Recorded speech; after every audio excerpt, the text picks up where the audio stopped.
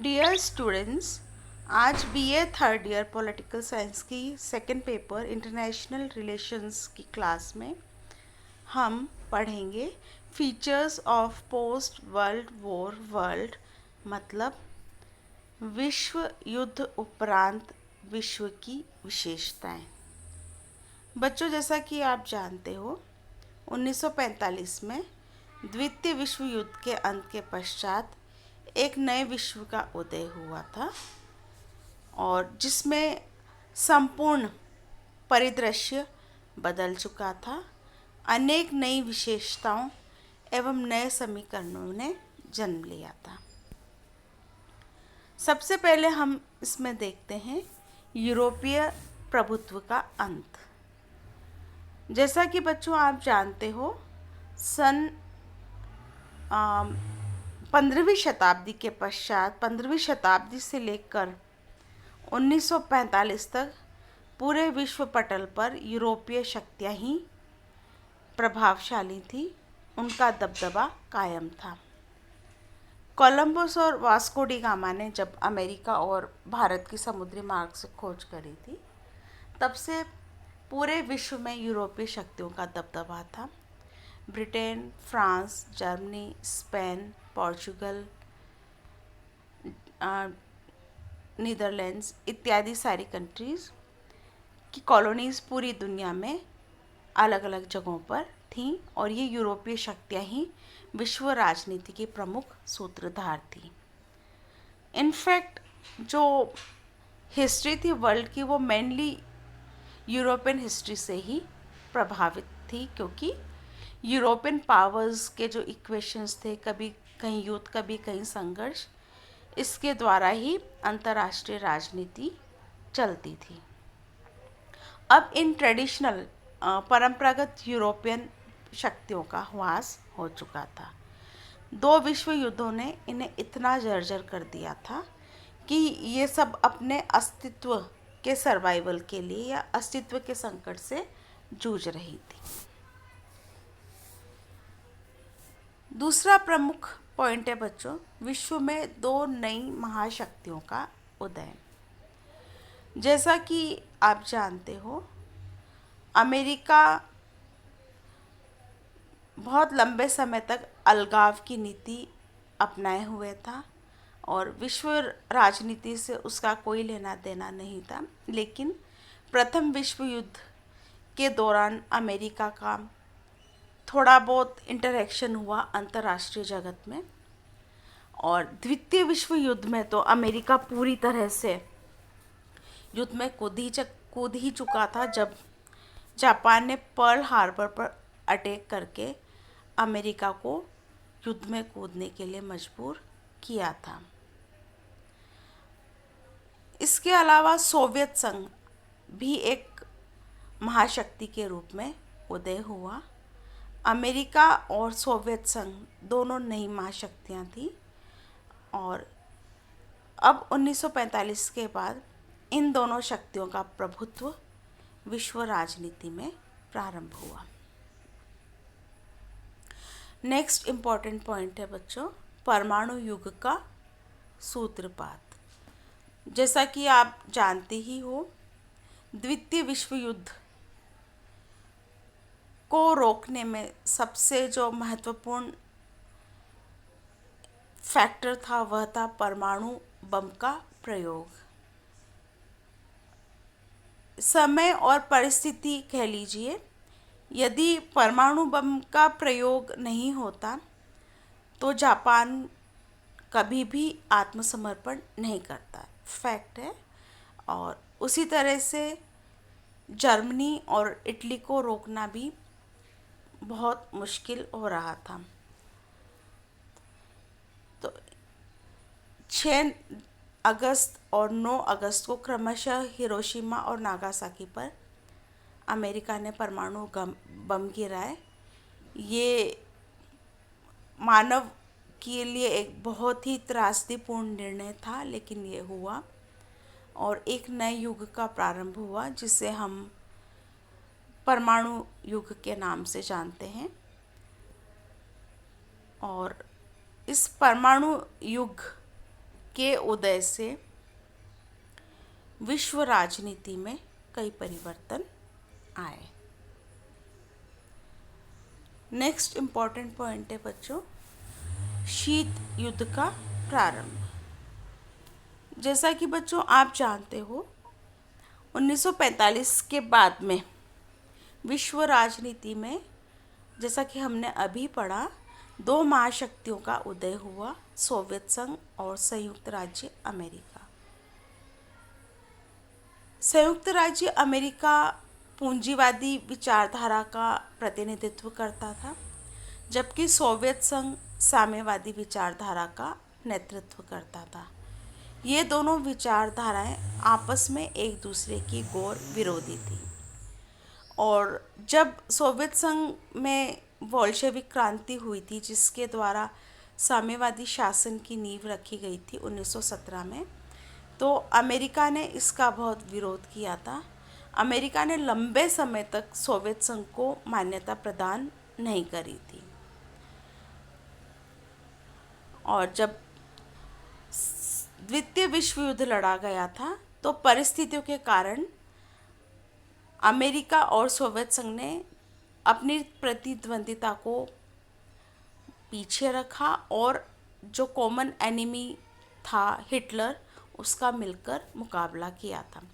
लेकिन द्वितीय विश्व युद्ध के पश्चात चूंकि दोनों महाशक्तियों के बीच वैचारिक मतभेद अत्यधिक था और दोनों ने अपने अपने गुट बना लिए थे और दोनों महाशक्तियों में प्रतिद्वंदिता प्रारंभ हो चुकी थी कि कौन ज़्यादा शक्तिशाली, और इस होड़ ने एक नए युद्ध को जन्म दिया, जिसे कि हम शीत युद्ध के नाम से जानते हैं। आगे आने वाले चैप्टर्स में हम इसका और भी डिटेल में स्टडी करेंगे।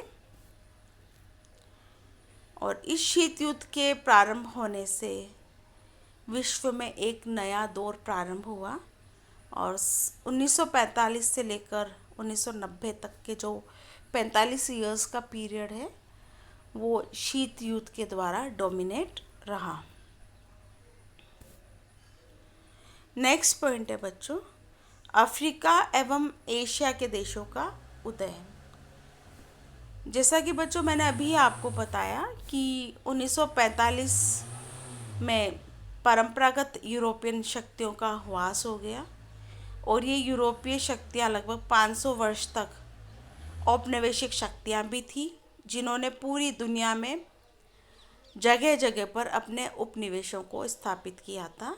और जैसा कि आप जानते ही हो, भारत भी ब्रिटिश साम्राज्य का एक उपनिवेश था और इन यूरोपियन शक्तियों ने इन उपनिवेशों का जमकर आर्थिक दोहन किया, वहाँ के सारे संसाधनों पर का एक्सप्लॉयटेशन किया और अपनी आर्थिक स्थिति को मजबूत किया। तो जैसे ही इन यूरोपियन शक्तियों का अंत हुआ, इनकी शक्तियों में ह्रास हुआ, तो इनके अधीन अफ्रीका और एशिया और लैटिन अमेरिका में जो देश थे, वे धीरे धीरे आज़ाद हुए और विश्व में देशों की जो संख्या थी उसमें अत्यधिक वृद्धि हुई। भारत भी, जैसा कि आप जानते हो, 1947 में आज़ाद होकर स्वतंत्र देश बना। इसी तरह से एशिया, अफ्रीका और लैटिन अमेरिका के अधिकांश देश इस दौरान आज़ाद होकर स्वतंत्र देश बने। नेक्स्ट पॉइंट है बच्चों,